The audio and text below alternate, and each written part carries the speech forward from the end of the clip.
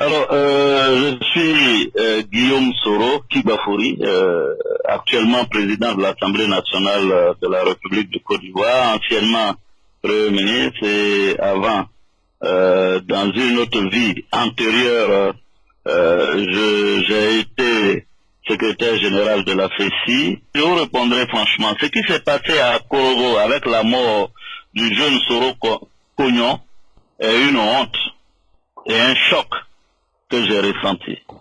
J'étais au Canada quand ces faits se sont produits. C'est parfaitement inacceptable. Personne, je dis bien personne, en 2018 ne devrait mourir pour son engagement en politique. Personne en Côte d'Ivoire, en 2018, ne devrait mourir pour ses convictions politiques. Ce n'est pas ça la démocratie. Ce n'est même pas ça l'état de droit. Ce n'est même pas ça la République. Au regard des faits qui m'ont été comptés et restitués, ces jeunes gens voulaient faire, semble-t-il, une assemblée générale. Des autorités politiques de la ville leur ont refusé toutes les salles sollicitées, les obligeant du coup à vouloir organiser cette assemblée générale au domicile du président du RACI. Et des individus stipendiés, corrompus, sont allés agresser ce jeune homme et l'ont poignardé au cœur. Et il est mort. Ça, je trouve ça inacceptable, abject. Et je veux que mon pays, qui est un état de droit, donne suite à cette affaire. De la même façon que mon directeur du protocole a été pris, Kamaraté Suleiman, et mis en prison, parce que, au nom du principe que personne n'est au-dessus de la loi, je ne comprendrai pas que Kamaraté Suleiman aille en prison, parce que on a trouvé des armes dans une de ses résidences secondaires à Boaké. Je dis on a trouvé des armes dans une de ses résidences secondaires à Boaké, et que M. Soro Kognon soit tué en direct sur les réseaux sociaux et qu'il n'y ait pas de suite judiciaire à cette affaire. Ça, je considérerais ça comme de l'injustice et je me battrai contre cette injustice. Le président Henri Konan Bédié m'a informé aussi que le président ne l'avait pas consulté. J'ai dit au président Bédié, moi, le président Ouattara m'a passé un coup de fil. Donc il faut que ce soit clair, il ne faut pas certainement que le président n'a pas consulté ni avisé le président Bédié, mais moi, personnellement, Guillaume Soro, le président a tenté de me joindre la veille de la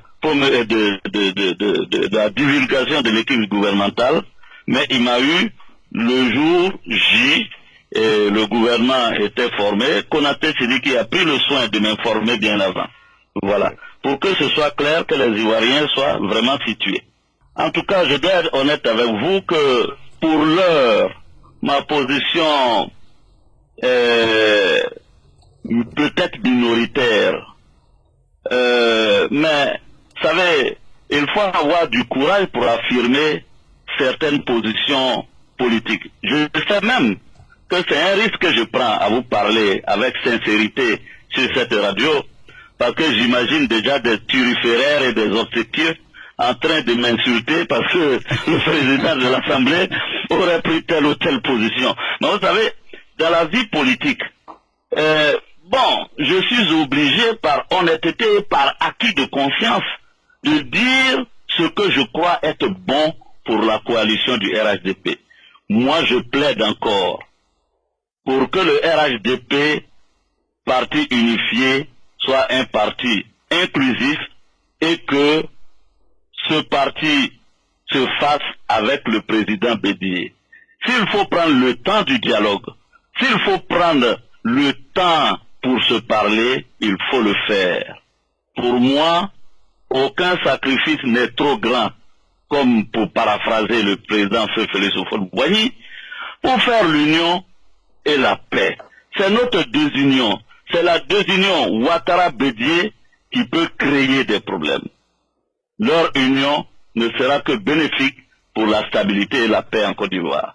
Moi, ma position a été publique, claire, constante et cohérente depuis le début. Okay. Relativement au RHDP, où cette coalition, ce regroupement de partis politiques, j'ai toujours considéré que les deux grands partis, notamment le PDC et le RDR, doivent demeurer unis. Moi, je suis de ceux qui affirment que le parti unifié du RHDP doit se faire de façon inclusive. On ne doit pas laisser quelqu'un sur le chemin.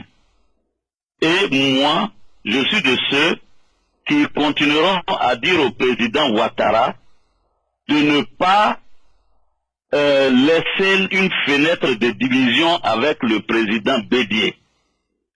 Je pense que le parti unifié doit se faire avec le président Bédié. Bien sûr, j'aime bien les Adjoumani, Kobena et tous les autres, mais le président Bédié incarne la légitimité au sein du PDCI-RDA. Et faire le parti unifié du RHDP sans Bédié ne me paraît pas la meilleure façon de procéder. Parce que si on fait le parti unifié donc du RHDP sans Bédié, ce serait là encore une fracture. Or, on se souviendra aisément qu'en 1999, Bédié, président de la République, M. Ouattara dans l'opposition, la Côte d'Ivoire a connu des soubresauts. Si en 2018, scénario inversé, M. Ouattara est président de la République, on fait le RHDP parti unifié, et que M. Bédié est contraint dans l'opposition, ça va encore créer des effervescences dans le pays.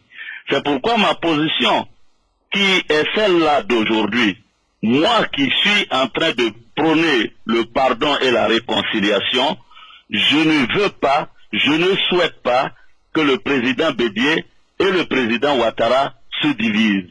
Je veux me positionner comme conciliateur, comme réconciliateur entre ces deux grands hommes d'État en Côte d'Ivoire.